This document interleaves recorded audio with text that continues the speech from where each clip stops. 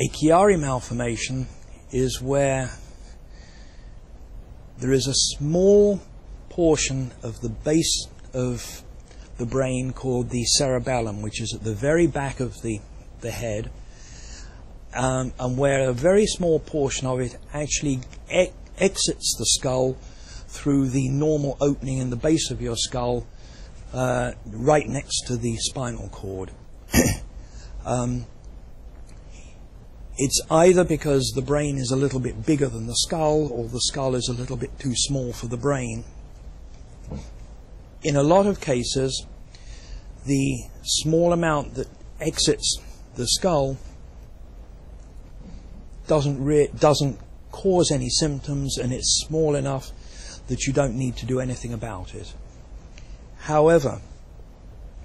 it's a fairly small opening, and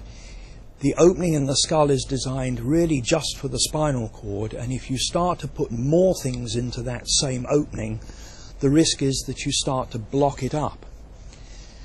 The only other thing that needs to pass through there normally alongside your spinal cord is spinal fluid.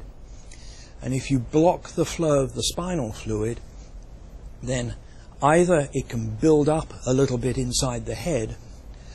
or it starts to force its way out, and it forces its way out through the middle of the spinal cord, and you get a cyst that forms down the spinal cord. When you form the cyst, or if the symptoms inside your head, which are typically produce headaches, are bad enough, then what you have to do is simply make space for everything by increasing the size of the opening at the base of the skull. That generally works very well, is not particularly unpleasant, excuse me,